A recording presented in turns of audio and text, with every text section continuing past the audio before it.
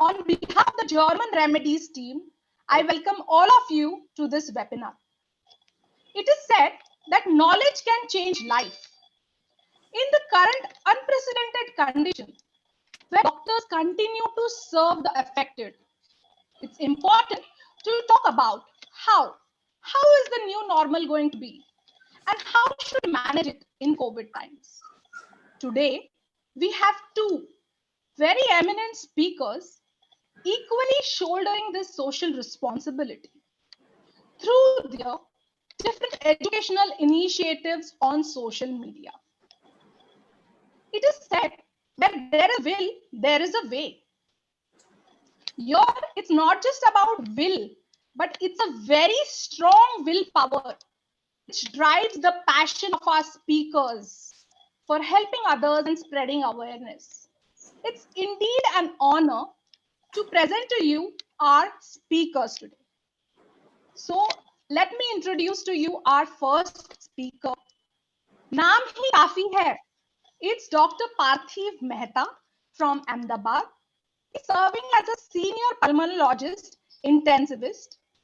He's a mentor to the COVID critical care for Government of Gujarat COVID hospitals, which is a very important responsibility in the current times.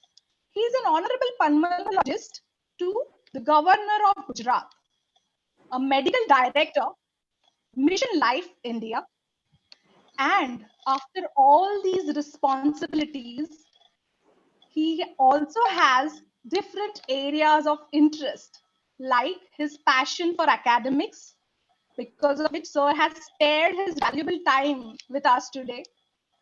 Public awareness, which they are doing very beautifully through social media platforms and training and research. We are also blessed today to have our second speaker, Dr. Darshana Tucker. Dr. Darshana Tucker has a beautiful, multiple-faceted personality, and her dedication and service to the society is immense. She's an ops and gynecologist and a social entrepreneur. Now, a social entrepreneur is an international certified healer, which we all need at the moment, be it anybody. HYL, which is Heal Your Life teacher and workshop leader. She's an emotional wellness coach and motivational speaker. She has numerous fans, and I'm glad to be one of those. And her areas of interest are challenging surgeries, counseling for health and happiness. She's an active member of different bodies and has authored lovely books like Health and Happiness for All, Chalo Dikri Janmane Vadve, audio series celebrating girl child and understanding menopause with music and talk, DVDs on women and stress, health and happiness. She's also a co-founder of Nari, conceptualized health cafe, and definitely a social entrepreneur. Now it must be very clear to you all what a social entrepreneur actually means. So thank you so much, ma'am, for extending that beautiful support and healing lives in these times. Apart from that, she's also addressed 1 lakh teenagers, vaccinated over 28,000 girls against rubella, and has varied hobbies like reading, photography, listening to music, and writing. She's a trustee to Sparsh Foundation. So it's really an honor to have both of you dignitaries with us today. Now, I request you all to take forward the session. Thank you so much, Rita. And I, Dr. Darshana Tucker, with Dr. Parthiv Mehta, we thank you and the team for this wonderful opportunity. And while we were engaged into managing this technical delay, that reminded me of my residency days in Civil Hospital, one of the Asia's largest hospital. While I was resident doctor in 90s, there is something in OB/GYN called a Pitocin dream. When there is a delay in labor, we sometimes, when the fetal condition, the unborn has been doing good, and we can have some sort of injection added to the point, and that can cause better uterine contraction to get the baby out. So the team there to overcome the technical challenges while you were trying that. We thank all the viewers who could remain with us with a lot of patience. and it has been well said, patience pays. धैर्य जिनको बोलते हैं, धीरज बोलते हैं, and that patience pays. The same stands true for Corona, because while it came to India through flights, we were all scared for a couple of months. We were locked down in the homes, and now as it is unlocked 2.0 and 3.0, we are redefining the new normal. So today's session, in this evening session, I'll be talking to Parthiv Mehta as a host to the show and not as a gynecologist, for the very reason that we do have thousands of questions and millions of answers on WhatsApp and Google. But when it comes from an expert, when it comes from the technical expert who has been engaged in managing patients, that makes some sense. Because we live in an era of overloading of information through various sources, and we are here to give you some filtered information wherein you can actually rely upon. So we go through many facts and myths. To start with, I would like to say, Dr. Parthiv Mehta, though you are a lot of doctors there as viewers on the YouTube channel where it is getting live streamed, and on the FB Live, there are doctors and non-doctors who have been fan follower of Dr. Parthiv Mehta for all this series when we have been probably doing this 77th episode post-lockdown. So in 2 minutes, with the numbers, let us understand the most favorable environment for the virus called COVID-19. Where does it actually enjoy in human body, the respiratory system, and then we will move on to COVID-19, questions, myth, fact, and new normal. Over to Dr. Parthiv Mehta. Thank you, Darshana, for a nice opening. When there is a delay, we always get a little jittery. We start losing our patience. And none other than Dr. Darshana Tucker, the Heal Your Life trainer and teacher, can bring us this kind of peace into mind that yes, we are going to get through a journey for which we gathered here. I take this opportunity to thank Satish Dandekarji, the Senior Vice President, and of course Smita Gatil, who has been the coordination person, as well as Jay and Varun, who have been behind the Zoom and then it is connecting to the streaming. All of them have made a lot of efforts to bring us all together because we are across the table, but we are on the same plane that is a two-dimensional plane. So the new normal when we are talking about is the 3D world probably going into 2D world, and when we are talking about a COVID virus, we know that it likes the respiratory system the most. The system that starts from the nose, it gets until the depth, that is the alveolus or the functioning unit of the lung. 300 billion alveoli, everyone is surrounded by the capillaries, which is getting connected by the alveolar duct that's connected to various size of bronchioles, bronchi, larger bronchi, trachea, and it comes all the way to the vocal cords, which is becoming the subglottic space, and that is what we are always worried of if COVID gets inside to it. COVID loves the airway, COVID loves the alveoli, COVID loves the alveolar capillary interface, it also loves the capillaries also. So when COVID starts firing us, what does it do? It induces inflammation, we know about it. So inflammation is bound to induce what? It is bound to induce pain, it is bound to induce temperature, so that is fever. And because the airway and the air cells get inflamed, we reduce, there is a reduction in our breathing capacity. So with that reduced breathing capacity, it happens that we start feeling short of breath. So COVID entering the respiratory system, obviously, when I'm talking about how to detect COVID early, my first detection would be respiratory rate, which is rising, somebody who has had a cough and fever, and somebody who has a chest pain. All these are going to get through into suspected symptoms of COVID, and these numbers are rising day by day. The reason is that what we are detecting is somebody who has encountered COVID. It is not somebody who is suffering with the disease of COVID, that is pneumonitis or acute respiratory distress syndrome. Yes. So the major question for us, the doctors, whichever the fraternity, for an example, being an OB/GYN consultant, we never had that choice to say no, because we can't say that let baby be inside and after lockdown opens, I'm getting to get the baby out. But now the question is for every single specialty as it comes to open up our clinics. So the first question I would like to ask Dr. Parthiv Mehta is, how to ensure our clinics stay safe for patients and for us? Tabib or patient, दोनों के लिए हमारे clinic and the people who are working in the clinic, starting from the floor staff to doctor, सबकी safety के लिए what are the steps that we have to take? Great question. सबसे पहली बात तो ये रहेगी कि जो क्लिनिक में बैठने वाला है, मैं और आप, we should be sure about what we intend to do, and we should be sure about the knowledge that is required to get into new normal for COVID era. मुझे और आपको अगर पता है कि मैं जिससे एनकाउंटर करने वाला हूं उससे बचने के लिए अगर उसको कोविड है तो मुझे क्या-क्या तैयारी करनी है. There are a lot of guidelines, there are a lot of directives which has been spread by government, it has been given by ICMR, it has been given by every state government. What am I supposed to be doing when I'm intending to open my office?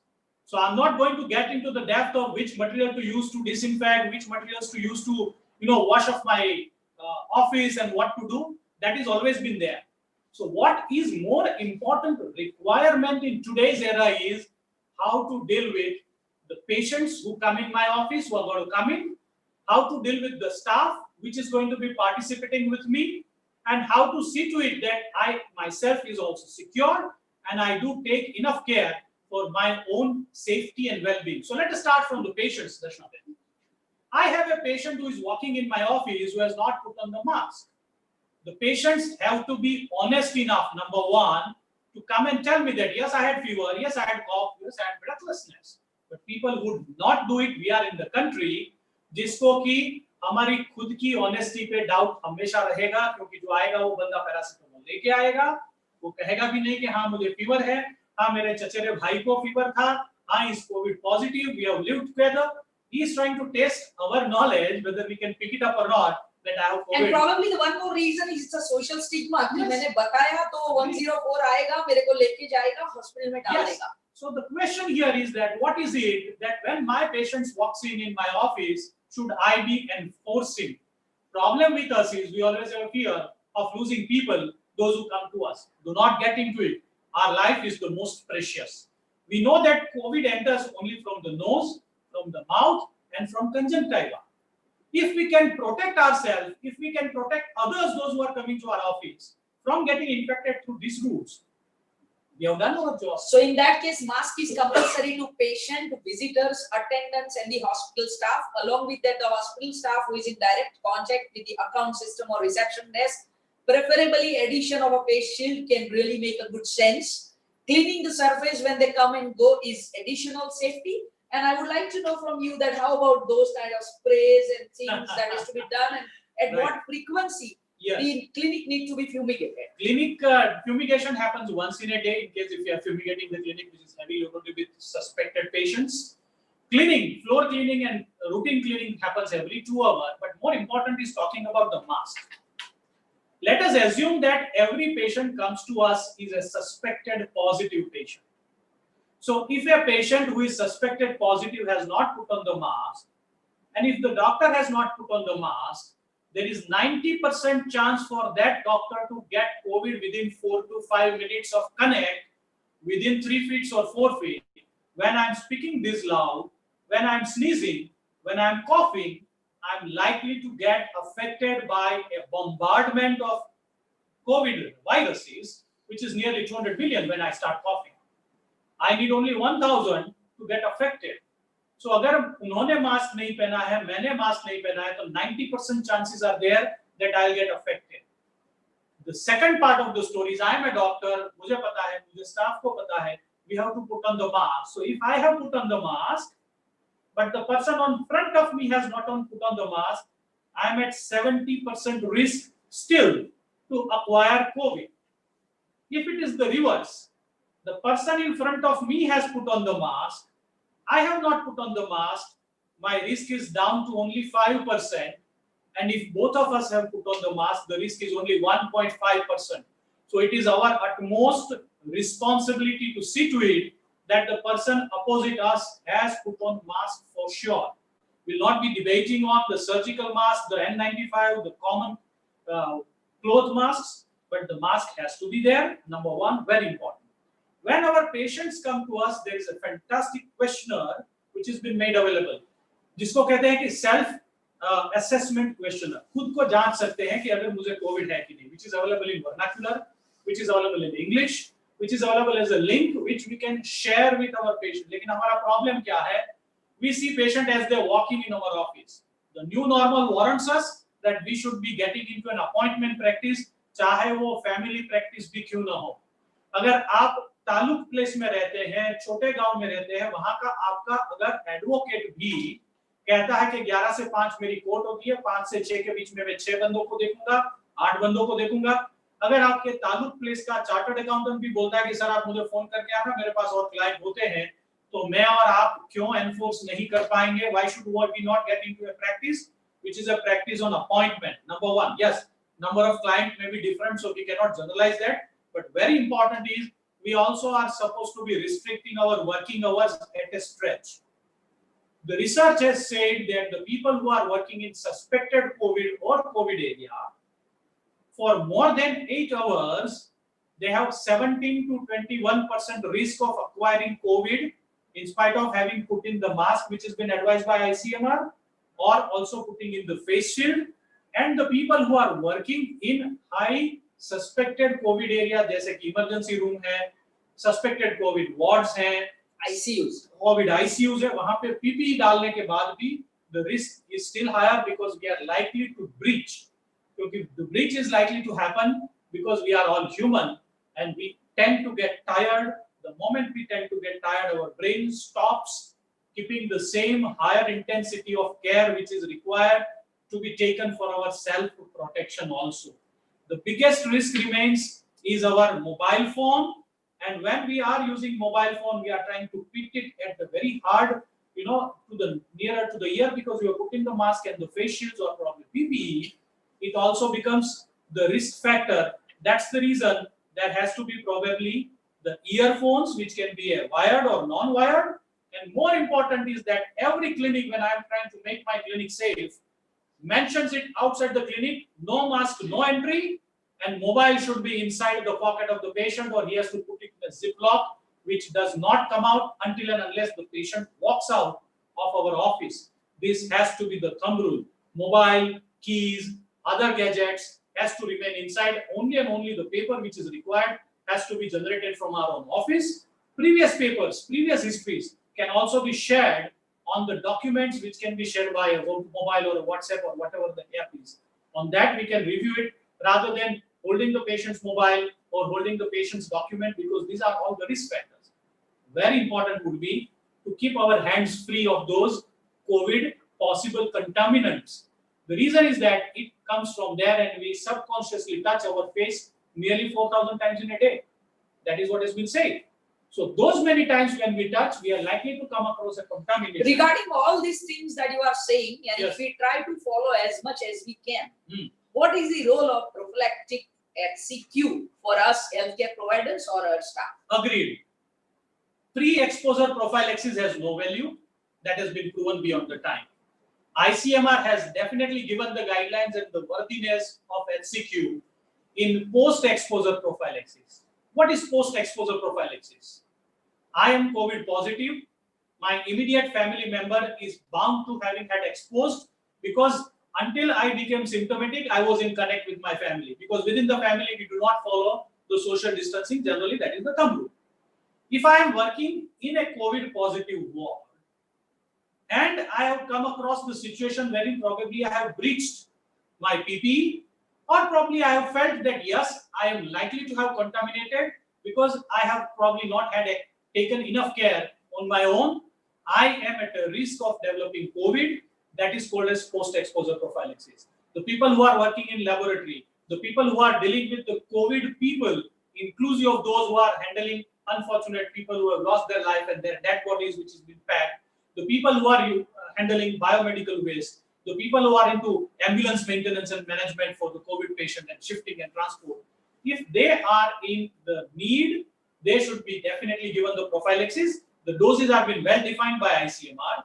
HCQ has 400 milligram to an adult who is well built, otherwise beyond 45 kgs of weight, and that can be given 1 dose single and then 3 doses weekly for the relatives and the non-medical people, and 7 doses for the people who are into healthcare. Again, The caveat here stands.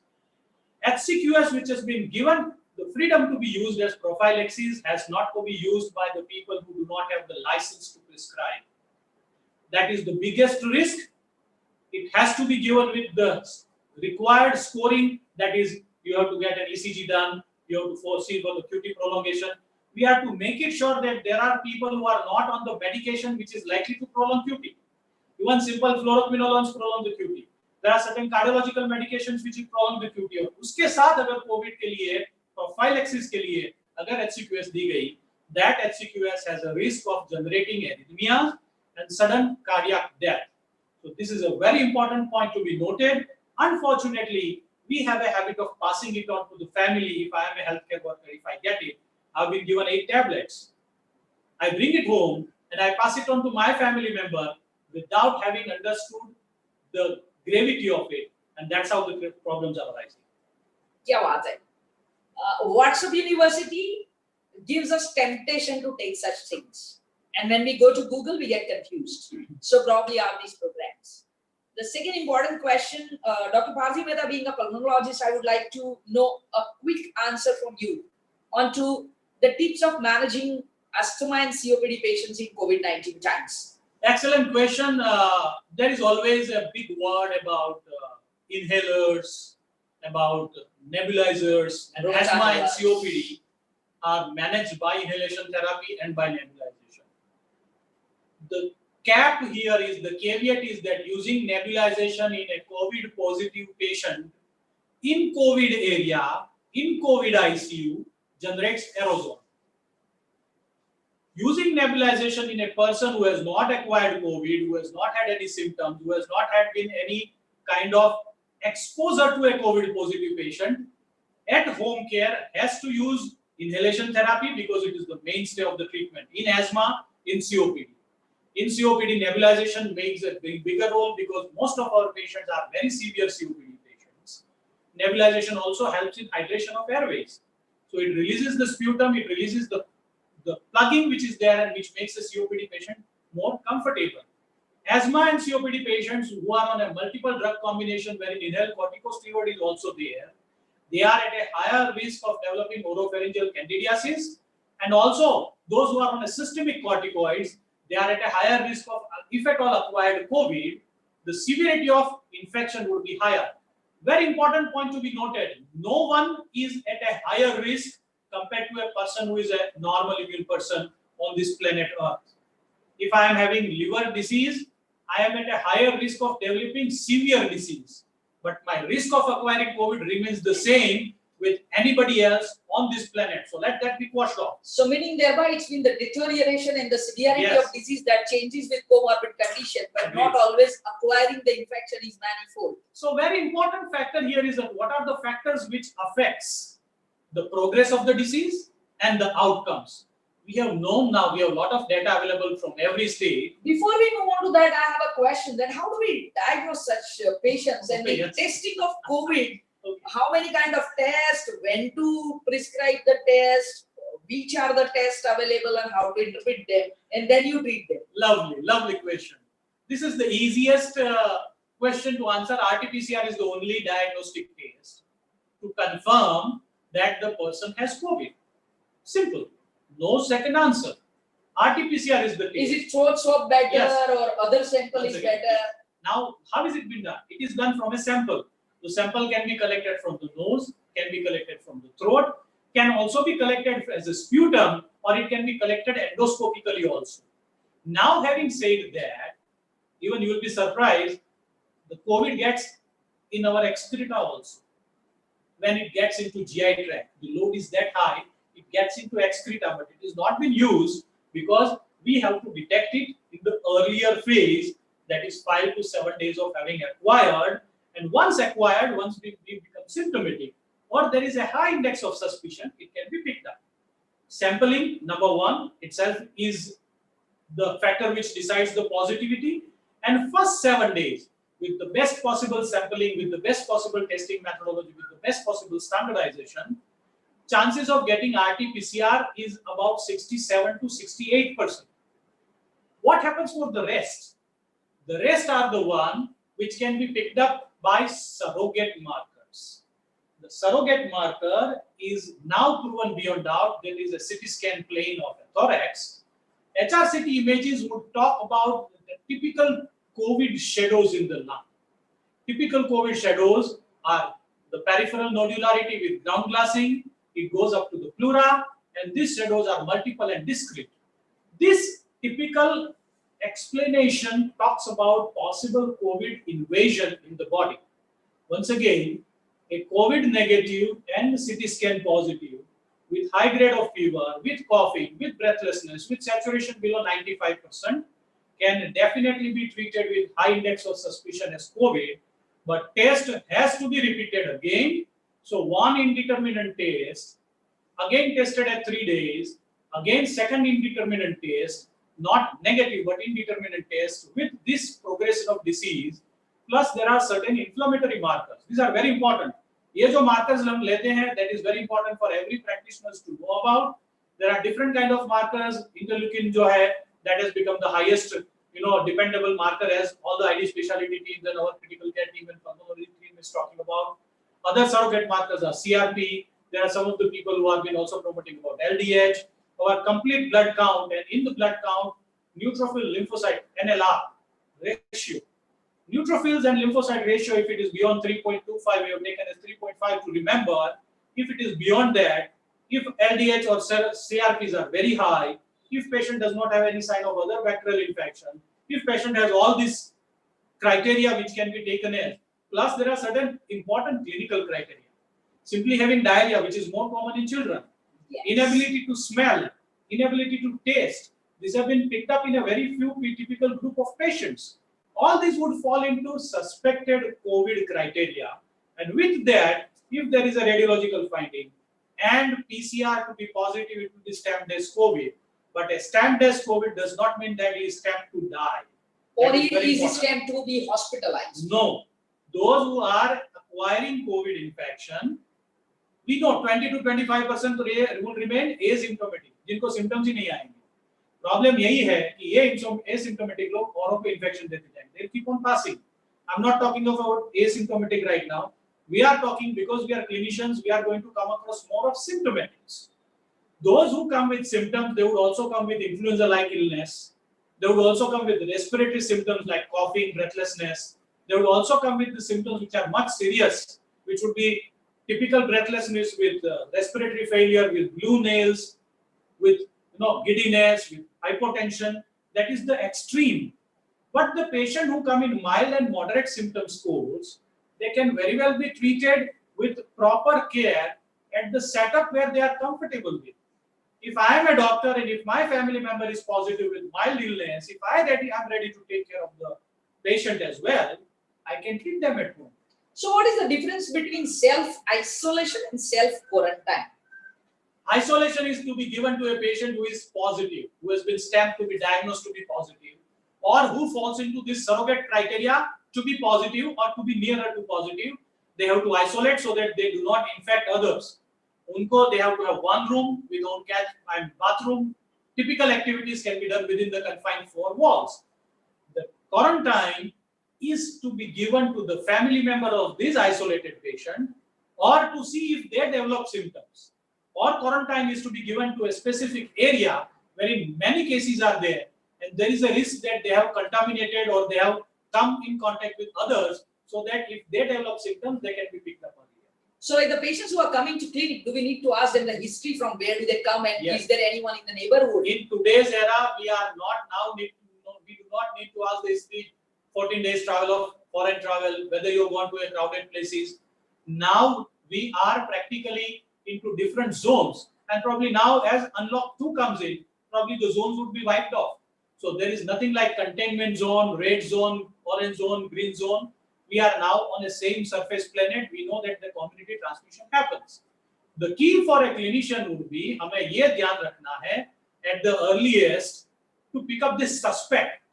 High index of suspicion is very important in the patients who are at a higher risk to develop severe diseases. Let me come on to that now. We have learned now, out of so many patients, we have thousands of patients now. People beyond 50 years of age, चाहे guidelines are saying 65 years, let me humbly submit that our mortality data is talking about the people beyond 50 years of age contribute to about 74 to 76% of mortality in COVID mortality. We have taken number of 65 from international guidelines. We know we Indians are known to misuse this body. हम खुद का ख्याल नहीं रखते हैं, hypertension diabetes को control नहीं करते हैं, दवाई अच्छी तरह से लेते नहीं हैं, प्रिवेंटिव मेंटेनेंस के लिए डॉक्टर के पास जाते नहीं हैं, and then we come across a disease which creates a bigger nuisance. COVID is one of those. So beyond 50 years of age is contributing about 75%, and below 50 years of age is contributing 25% of mortality. And mind you well, this mortality is about 5% on an average across the country. We'll not debate into one area showing higher mortality, one area controlling the mortality, but that is an average number which can be applicable to every Indian in this country. Keeping that in mind, And when you put that patient into home isolation, what is the time or recovery or anything wherein you feel that it's safe now to let them come out and be with the family, or the family can go out? great. Generally, studies कहते हैं the person would become infective or remain infective until 9 to 11 days maximum. After 11 days, I would not have sufficient enough viruses in my throat and nose and in my tract, which can infect the person next opposite to me, which requires minimum 1000 viruses to be loaded. All the studies have said that 9 till 11 days. So 11 days is probably the farthest day from I have become positive or I have been detected to be positive. For the safety concern, we put in for 2 weeks of isolation or quarantine.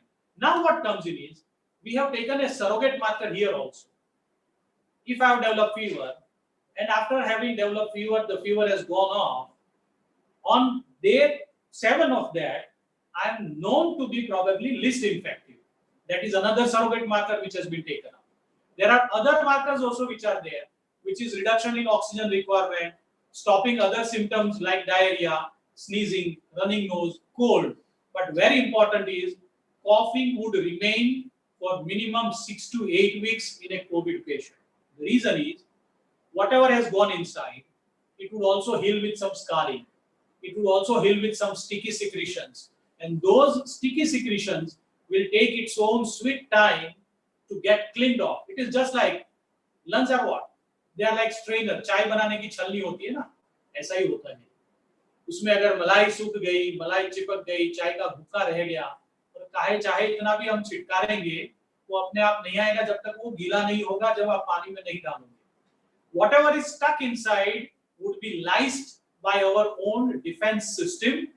Once it is lysed, once it has been either absorbed or it has been become sufficient enough that we can expel it out, we'll be able to expel it out, and that is how our coughing would subside. But having coughing continuously is not the sign of COVID positivity.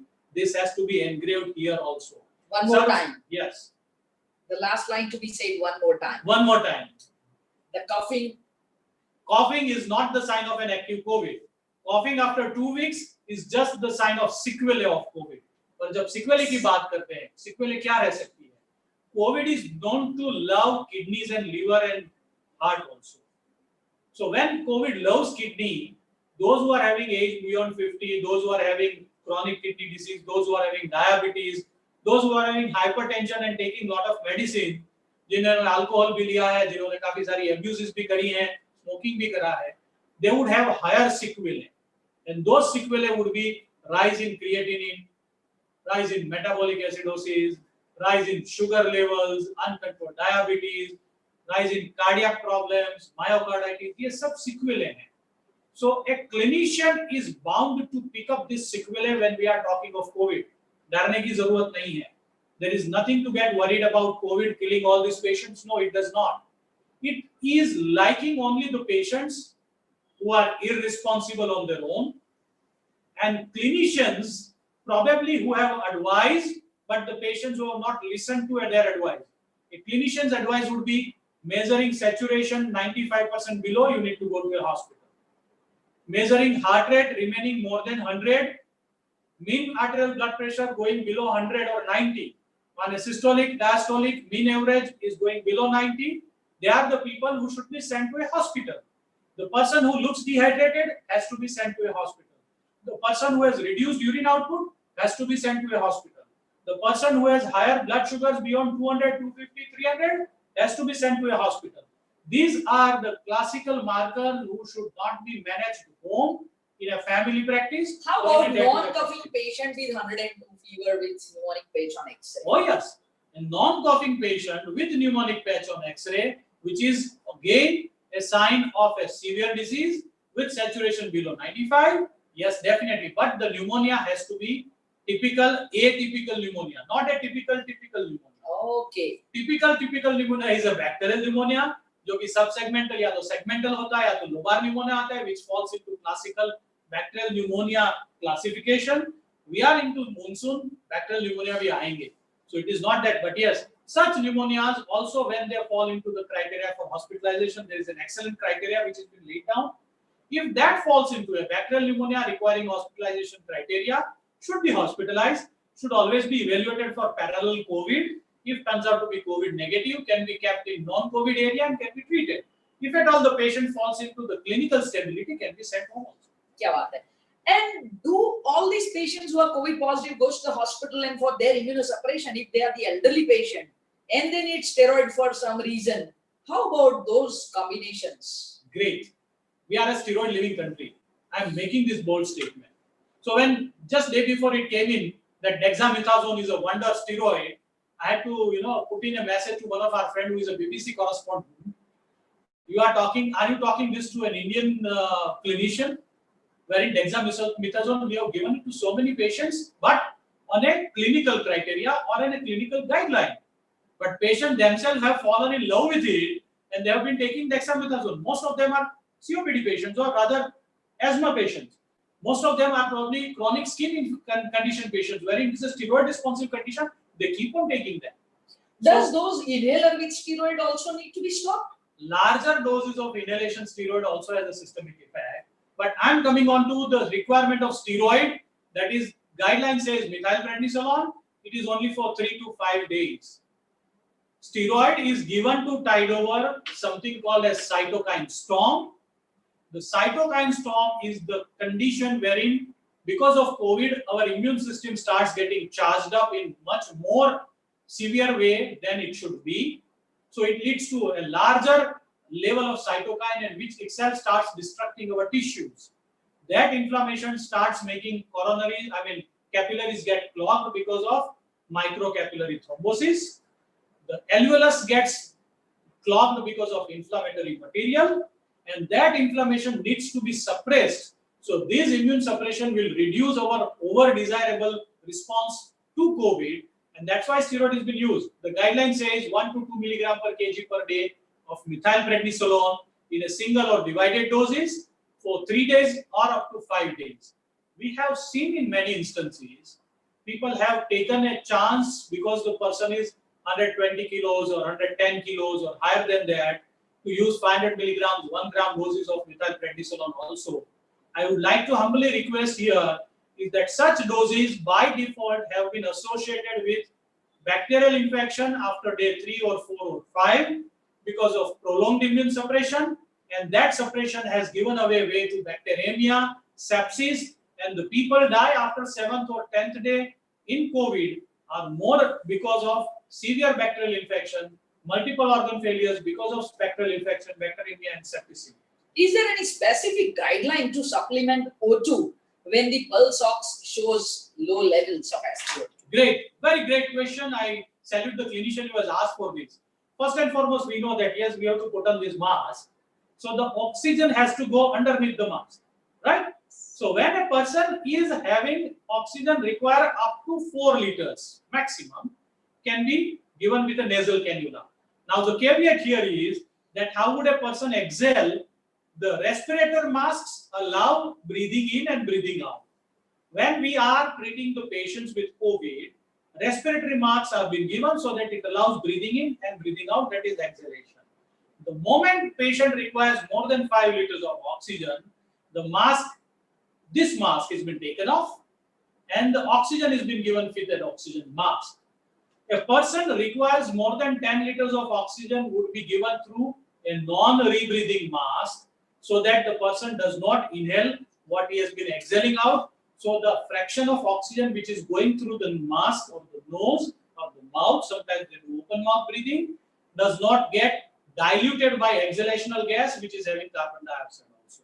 So rebreathing mask has a bag reservoir underneath the mask, और उसमें से oxygen वाली हवा आती रहती है and exhalation goes out from the other port. And those who require more than that would be required to be kept on high flow nasal cannula, जहाँ की up to 60 liters of oxygen can be given without using pressure support device.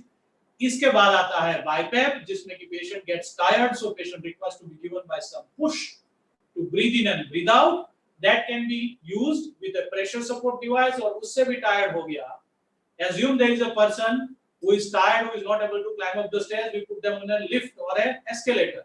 The same does ventilator, which puts a patient into it, breathe in, breathe out. Our bellows do not take the air in and push the air out. Our thoracic cage does not move in and out sufficient enough to bring in enough air. और उसके लिए हमें ventilator use किया जा रहा है. There is a myth that a person once on ventilator on COVID does not come out. We have excellent number of ventilator winning off, which is happening across the country, and our intensivists, our physicians, our resident doctors, our physicians, anesthesiologists have been really working hard to bring out such patients. So patients who are not having many comorbidities, patients who have come in on time, patients who have been given ventilator therapy right on time, they have been able to win off very easily. So it is not to be taken once on ventilator for that for sure. There is another question, doctor. That if we have a patient who is suspected with low SpO2, admitted, supplement given, swab sample gone, do we need to notify it to the local or state authority in the health department or what? The moment we send a swab, that notification happens by government itself. All right. Even if we give it So to a in spite of the will and wish of a patient to government hospital or not, the lab in the government hospital or a private lab, whosoever does, that's been tracked. They are obliged to give this information to government. The reason is that is very mandatory. And again, another point, do not ever try to evade that. उसमें से छटकने की कोशिश नहीं करें. Because there is always going to be a risk of life, number one, if we deteriorate. And very important thing is hiding any such information in today's era, wherein an epidemic act is already evoked, wherein a disaster management act has been evoked, we become liable to be punished, and that punishment will be very harsh than suffering only with COVID. If the patient is being hospitalized for whatever reason, the fever, coughing, pneumonia, this and that, if by chance that patients require ICU hospitalization, so what are those 1 to 3 points wherein a different kind of treatment regimens are needed, maybe supplements, steroids, antibiotics. So what is that bundle and the cocktail that keeps them happy, healthy and bring them back? Okay. Let us start with a patient who has a moderate symptom. माने कि ऐसा है कि the saturation is 90 to 95%. Having given oxygen, it comes up. The person has blood pressure which is remaining 110, 120 systolic with 80 diastolic. Average blood pressure, mean pressure remains 100.5. The person does not have very high grade fever. Person has very good controlled sugars. They fall into a moderately severe or moderate condition wherein they can be treated in a ward also. But the moment person becomes unstable, wherein oxygen requirement starts rising from 5 liters, say it goes to 10 liters, ICU is warranted. Person's blood pressure starts dropping, ICU is warranted. Person becomes semi-conscious or unconscious, ICU is warranted. Person who is not cooperative, also ICU is warranted, because such uncooperative patient, when they do not take the medicine, and सबसे बड़ी बात है, we have learnt now that proning the patient, पेट के बल सुलाने से, the lungs on the posterior part and the basis of lungs starts to become empty, and it improves ventilation, it improves oxygenation. The patients who are required to be given proning, and when the proning does not improve their saturation in the ward, ICU is warranted. Once this patient reach into ICU, their blood gas analysis has been done. Blood gas analysis, we talk about oxygen, carbon dioxide, bicarbonate, and pH.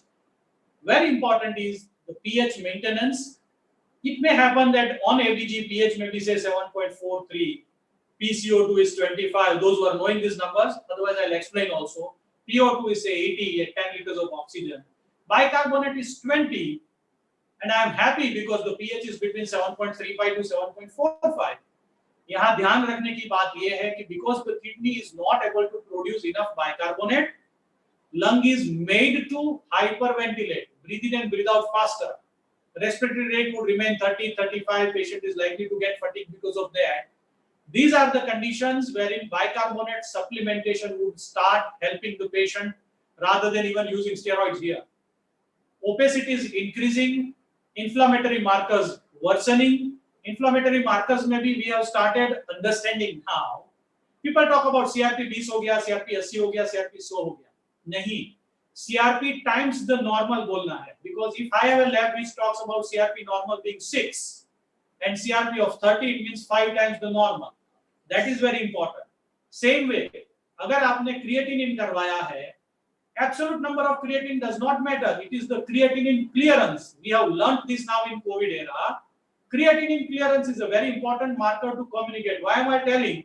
A family practitioner talking to a physician talking to an intensivist, a senior intensivist taking a call from junior intensivist, or somebody else at the farther place. क्योंकि अभी हम तो e-medicine करते हैं, telemedicine करते हैं, telementoring करते हैं, ICU rounds लेते हैं. I always wonder, while Dr. Prachi Mehta has been busy on his Zoom call telementoring for last almost 2 months plus time, 12:30 to 2, out of curiosity, I was asking that how can it be possible to guide them there with so many parameters? So we would love to hear from you in about say 5 minutes, that experience and exposure.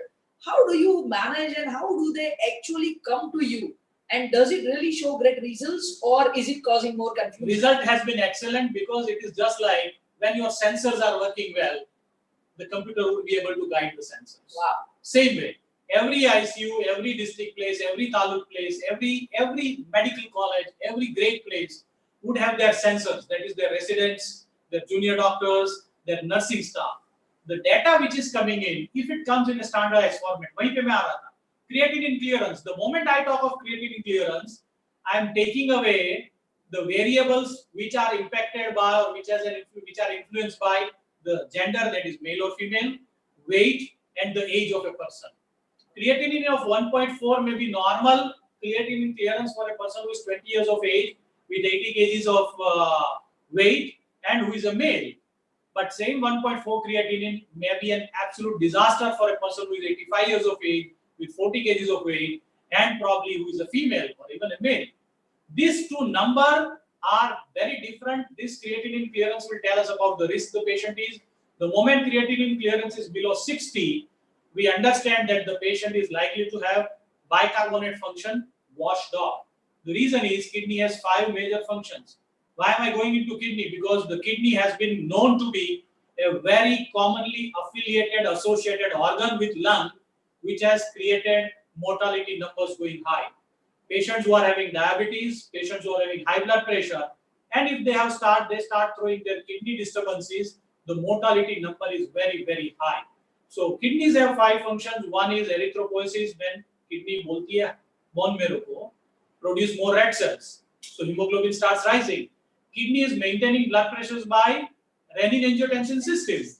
Kidney is maintaining water level in the body by fluid balance. Kidney also managing electrolyte functions in the body because it controls the sodium, potassium, magnesium, chloride, zinc, what not. And the 5th function is bicarbonate production. Every moment we can produce a lot of acid, and that acid is being controlled, negated, and neutralized by bicarbonate. But when kidney is under the stress, it will release the function of bicarbonate and it will give it away to lungs. By lung, you start hyperventilating, you start reducing carbon dioxide in blood, so that the pH which is going to be rising because of low bicarbonate, जैसे bicarbonate कम होता है, हमारी acid blood में खून में बढ़ता जाता है, pH low होती जाती है. With the lower pH, blood pressure starts dropping, our function starts getting lower. So lung would start washing out more and more carbon dioxide, and pH maintain करने की कोशिश करेगा. So kidney has one supporter, only one supporter, and that is lung for the bicarbonate function. The moment creatinine clearance is below 60, That is the sign in a patient beyond 50 with a diabetes, with high blood pressure, कि bicarbonate कम हो सकता है. उसको bicarbonate देने से उसकी discomfort कम होगी, blood pressure ऊपर आएगा, functionality of rest of the organ also will improve. So this is a very common key which even a peripheral center can use it before patient worsens to the level to be kept on a ventilator or a BiPAP or any other. So on average with this telementoring, in about 1.5 hours, how many patients management can be guided? Is it taking too long for every patient to talk about it? Or how does it work? Very important, every center would be feeding in the data in the morning. We start telementoring say at 12:30. By 8:39, we would have data of almost all the centers. This many patients on ventilator, this many patients on BiPAP, this many patients on oxygen, and this many problem patients. So before we start, upfront we have number of patients who are problem patients required to be discussed. 1. 2. After 2.5 months, now we have regional centers, which are medical college COVID centers, with their professors in anesthesiology, in medicine, in intensive care. They are mentoring the down centers, which are peripheral district centers. So the chain has reached to the centers, and that chain has reduced mortality, by and large coming down to below 3% in most of the centers, with the care which has been provided by high-class equipments, high-end people, and lot of cohesive effort in terms of available medicine, like even tocilizumab. I am trying to put in because you asked about how does the ICU treat. ICU also treats with tocilizumab when there is a very high-end cytokine storm which has been detected. The key here is to use tocilizumab in first 96 hours. After that, the organs tend not to respond. There are do's and don'ts. There are criteria to include, criteria to exclude. Hepatic dysfunction, patients having bacterial infection, if procalcitonin is high, if WBC count is more than 16, 18,000, patient has a very well evident reason for a bacterial infection, tocilizumab may not work. Very important thing here also would be about using other modalities of treatment, wherein the antibiotics, key factor would be to reduce the use of antibiotics, which are called as higher antibiotics for gram-negative infection. We have seen in earlier era, in 15 days, 13 days of starting telementoring, every ICU had their own way to use antibiotics in the patients. We are dealing with a bacterial viral infection, solely viral infection with community-acquired probable bacterial infection, cephalosporins,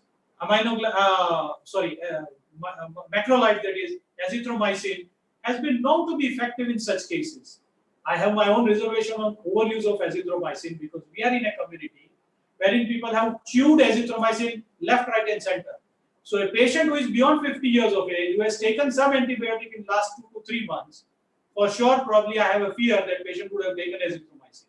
In such a case, when there is an infection which is serious with hypoxemia, I would love to use cephalosporins rather than using azithromycin. So when we have 4 minutes left to reach to the mark of 8:30 to come to an end of this webinar, one more question. That is there any role of additional supplements of vitamins and any other things as adjuvant therapy to the prescription? And beyond all these medicines, people who are asymptomatic under monitoring and observation in the hospital or symptomatic patients in the hospitals, is there any role of emotional support, counseling, grooming, and contribution from the floor staff? Great role of emotional support, counseling, grooming, communication, because there is an anxiety, there is a fear of death, there is always a fear of negative outcome amongst community, amongst families, even amongst the staff. So there is a bigger role of this particular modality, wherein people like Darshana or people like those who are into counseling would be able to help out. This has a major role in the family care. If I have a patient at home, that would be very important to communicate to them, to counsel them, to talk to them, because in today's era of infodemic, a lot of information would be poured in. That information poured in would be creating a lot of messy things within the people's mind. And when that mess up happens, it always would see 60% is the disease and 40% is the psyche. If that psyche becomes positive, the disease looks 20% only because that 40% is taken off. But if that psyche is negative on 60%, that becomes much larger a disease visibly than it is. So that is very important.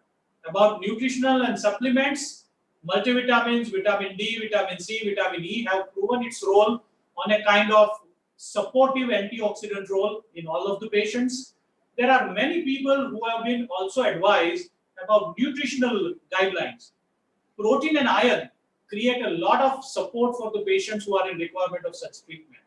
But it doesn't come up in a day or 10 or 2. We have to build up that habit. So if we are in an era of COVID wherein we are talking of new normals, our habit has to be we should increase protein content only and only if we have gout, if we have some restriction for the physician, consultant, super specialties, we may not take that much of protein. Iron also has to be supplemented from the natural sources or artificial sources which have been given as a supplement. All this would add on to a lot of things into our day-to-day care.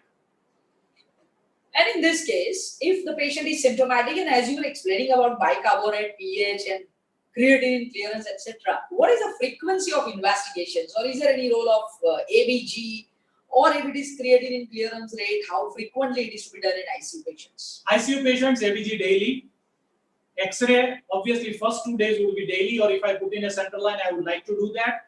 If patient is stable enough, it can be done every second or third day as per the local ICU guidelines about observing such patients as per their guidelines. But yes, inflammatory markers upon the deterioration can be repeated very next day.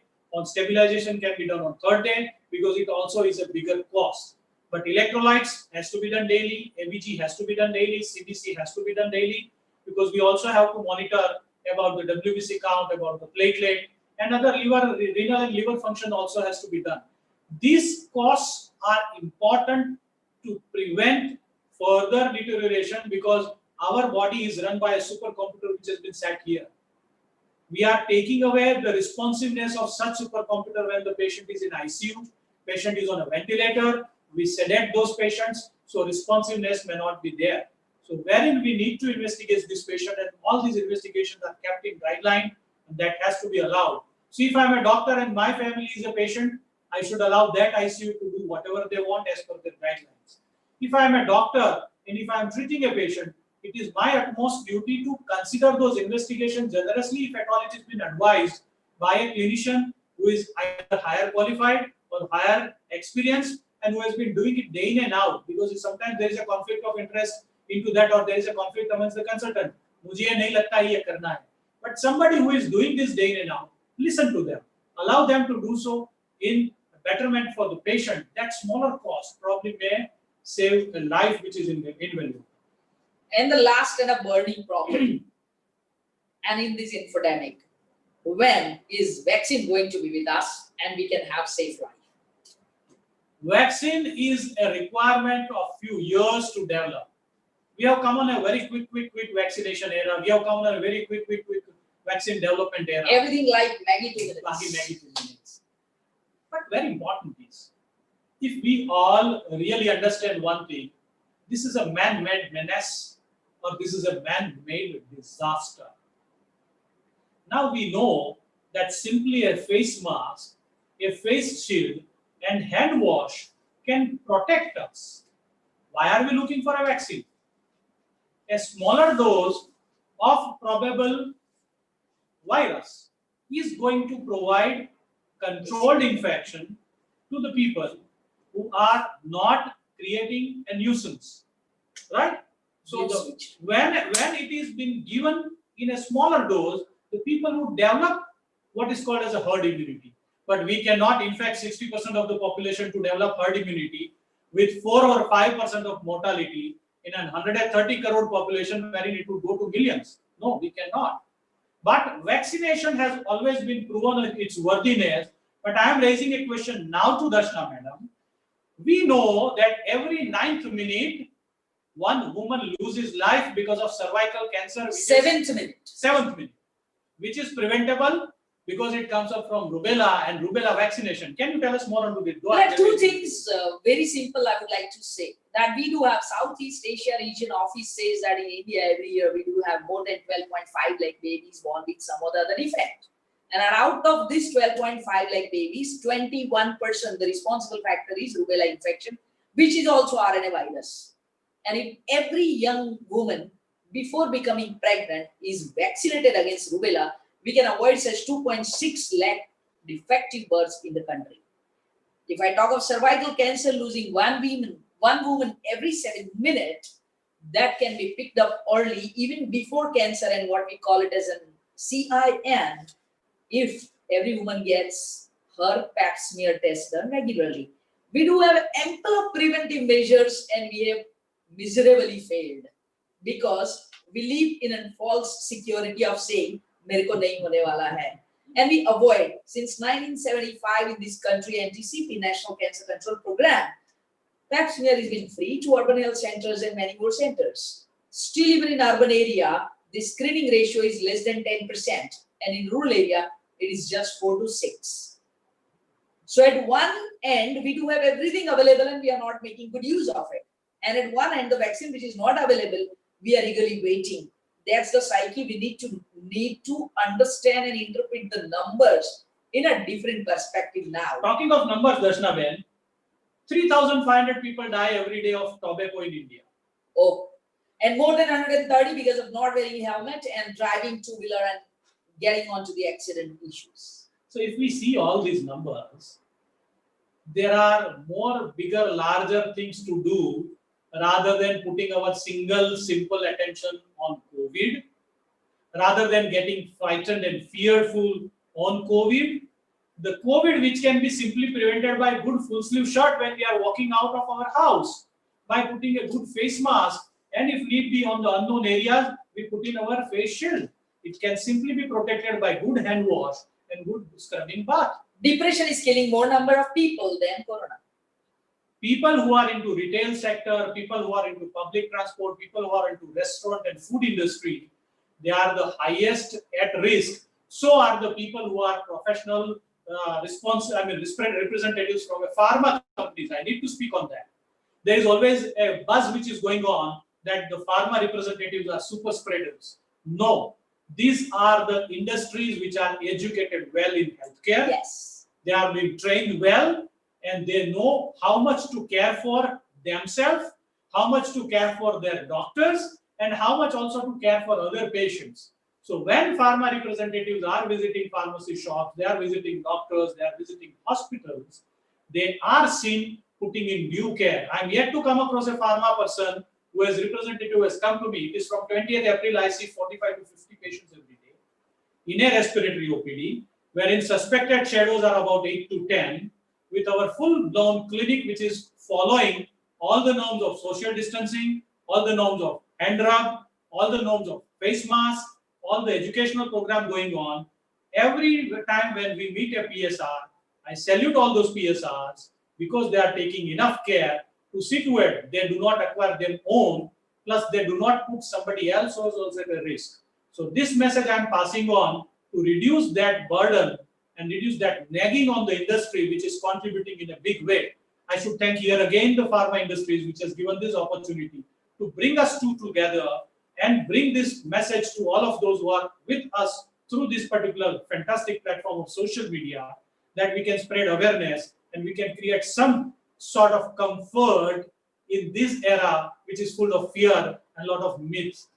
So to end here, and we try to compensate a few more minutes as we could start a little late.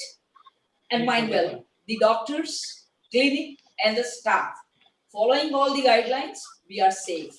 What we think happens. So if I can think that I attract all good in life, my staff is taking good precaution and everything is fine, the fear factor goes away. The fear is known to reduce immunity. And when we talk of vaccine and immunity, how to eat, what to eat, and how to maintain immunity, we have two kinds of immunity to maintain. One is innate, with which we are born. The second one is what we eat and how we actually digest in mind and in body. And the third one is an emotional immunity. Let's be very, very aware that I wipe off every negative emotion within me and around me, bring up the emotion of joy, safety, security, and health. Any new normal, not only pharma representative, when you go to bank, when you go to some other offices, like mutual respect, let's learn to avoid transmission with mutual care and safety precautions. We wish you an amazing times ahead, and I'm sure that with everything, all the questions done. And still, if you guys have any more questions, You can always connect to us on Facebook pages, facebook.com /MD and facebook.com.onmission.net. If you can inbox us, put a comment there. We will be happy answering all your questions. And we thank the creators of this platform, developers of this digital media platform, and the people who are using, and the team at Zydus.in to create this environment to pass on the information with pure intention of educational program. There are a few questions which have been raised. I am trying to answer them because I have received it. But a very important question has been raised here is that when any patient is COVID positive, he had undergone isolation also. Once he will be getting negative later on, then we should be in contact with him or not. If yes, then for how many, after how many days?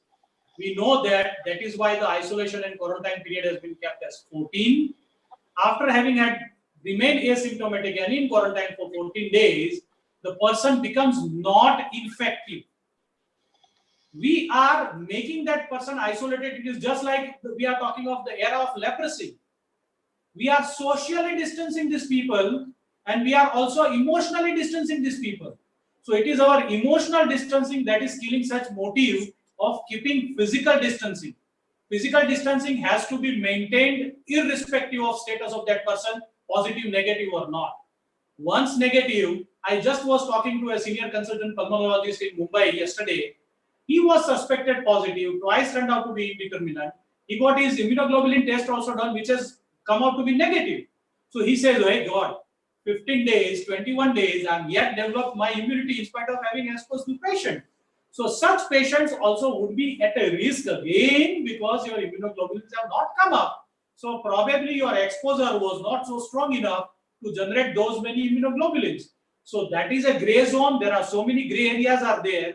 So person who has remained in isolation should not become, hey, I have already had an infection, I am now all secured. No, it is not so. And person who has come out of isolation should also not be isolated again because he was in isolation. He was saving all of us from that COVID. He was doing that pious, noble duty. So ऐसा ही कहा जाता है जो घर में रहता है वो सच्चा देशभक्त है. और लाइटर में हम वो भी कहते हैं घर में रह के पति पत्नी झगड़ा नहीं करते हैं उनको ज्यादा हम समझदार बोलते हैं. So during quarantine there are many lighter ways are also which are happening. This is not a topic to discuss over there.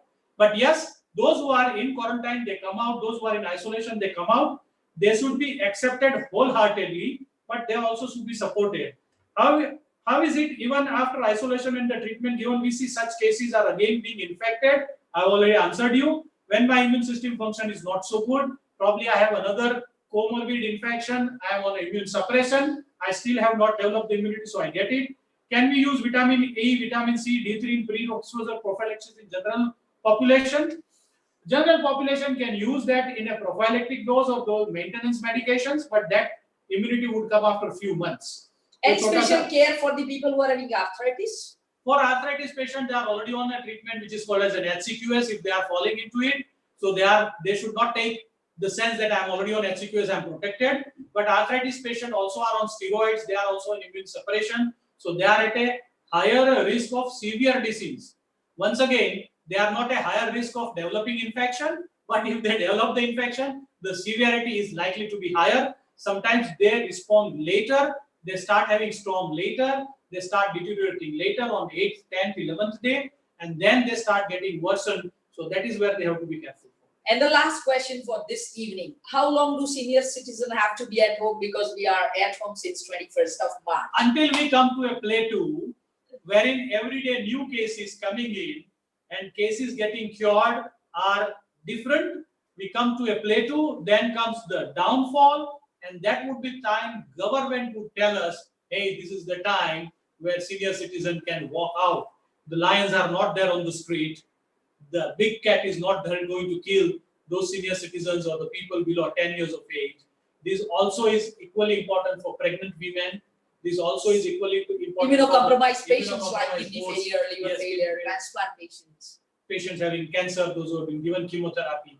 So these are the time wherein we have to show our solidarity. We have to show our faith. We have to show our faith in the medical system as well as in the government system.